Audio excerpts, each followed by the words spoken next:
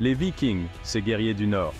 Originaires de Scandinavie, ces marins et explorateurs ont laissé une empreinte indélébile sur l'histoire européenne. Leur influence s'étendait bien au-delà de leur terre natale, atteignant des régions aussi éloignées que l'Amérique du Nord et le Moyen-Orient. Mais, avec des cornes, cette image est-elle vraiment fidèle à la réalité historique? Quand on pense aux Vikings, une image particulière nous vient souvent à l'esprit.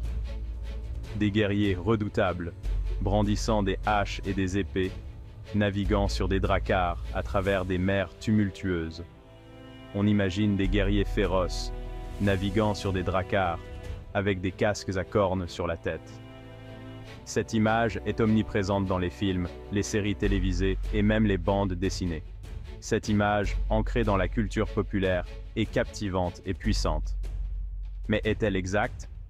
Les casques à cornes sont-ils vraiment une partie authentique de l'équipement viking? La vérité, comme pour beaucoup de représentations historiques, est plus nuancée. Les archéologues et les historiens ont longtemps débattu de l'existence de ces casques à cornes. Le mythe du casque à cornes viking, bien que persistant, n'est pas étayé par des preuves historiques. Les découvertes archéologiques montrent que les casques vikings étaient en réalité beaucoup plus simples et pratiques. Ce vidéo explorera les origines de ce mythe et sa présence durable. Comment cette image a-t-elle pris racine dans notre imagination collective? Nous allons nous plonger dans les preuves archéologiques et examiner la véritable nature des vêtements vikings. Les fouilles archéologiques ont révélé des détails fascinants sur la vie quotidienne des Vikings, leurs vêtements et leurs armures. En comprenant le contexte historique et en séparant les faits de la fiction, nous pouvons acquérir une compréhension plus précise et nuancée des Vikings et de leur héritage. Les Vikings étaient bien plus que des guerriers féroces. Ils étaient aussi des commerçants, des explorateurs et des artisans talentueux.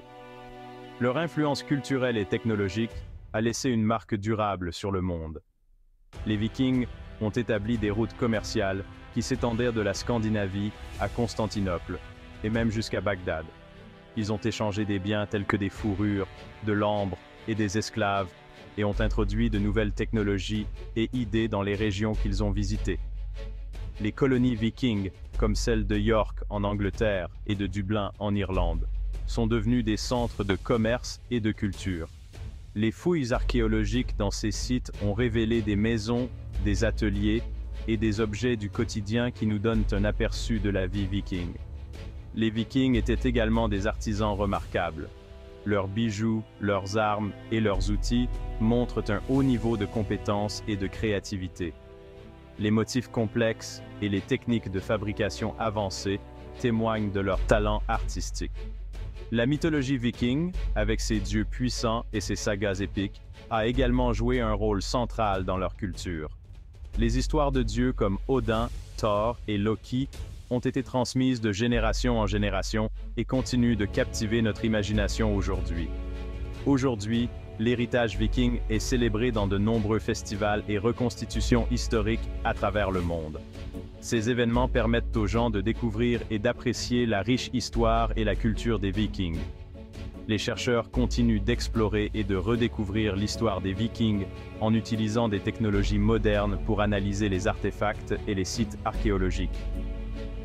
Chaque nouvelle découverte nous rapproche un peu plus de la compréhension complète de ces fascinants guerriers du Nord. En fin de compte, les Vikings étaient bien plus que les stéréotypes populaires. Leur héritage complexe et diversifié continue d'influencer notre monde moderne. En explorant leur histoire avec un regard critique et informé, nous pouvons rendre justice à leur véritable nature et à leur impact durable sur l'histoire. Costumes de scène et opéra, la naissance d'un mythe.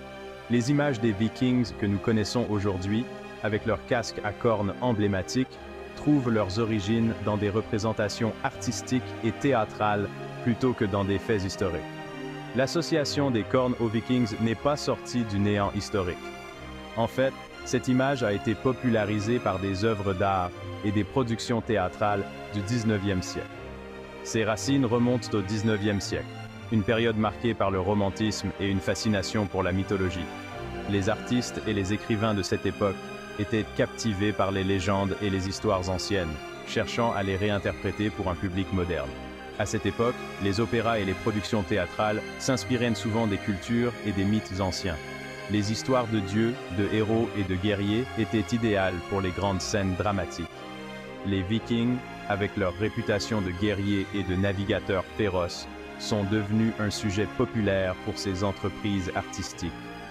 Leur image a été façonnée par des récits exagérés et des interprétations romantiques. Cependant, la précision historique n'était pas toujours une priorité dans ces productions. Les créateurs cherchaient avant tout à impressionner et à captiver leur public. Les costumes étaient souvent conçus pour un effet dramatique, s'appuyant sur des idées préconçues et des stéréotypes plutôt que sur des preuves historiques. Les casques à cornes, par exemple, étaient une invention théâtrale destinée à rendre les personnages plus impressionnants et mémorables. Richard Wagner, le célèbre compositeur allemand, a joué un rôle clé dans la popularisation de cette image. Dans son cycle d'opéra Der Ring des Nibelungen, les personnages inspirés des mythes nordiques portaient souvent des casques à cornes.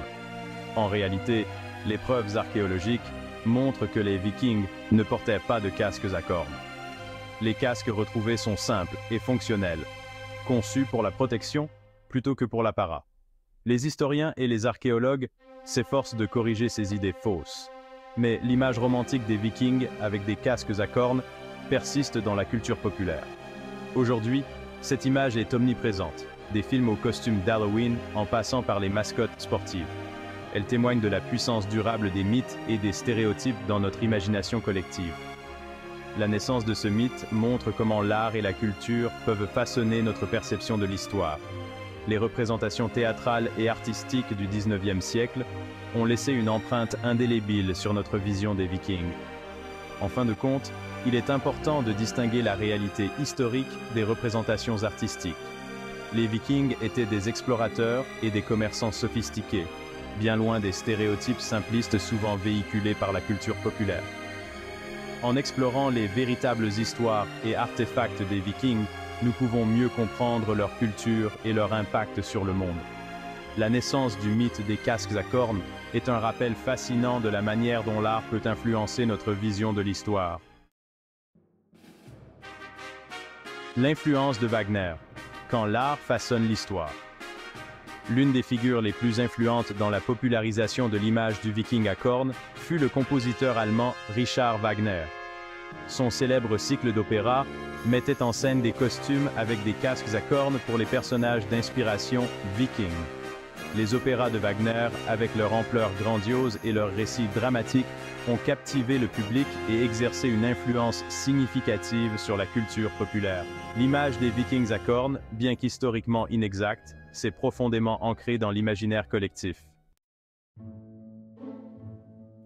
L'archéologie parle aucune corne à l'horizon.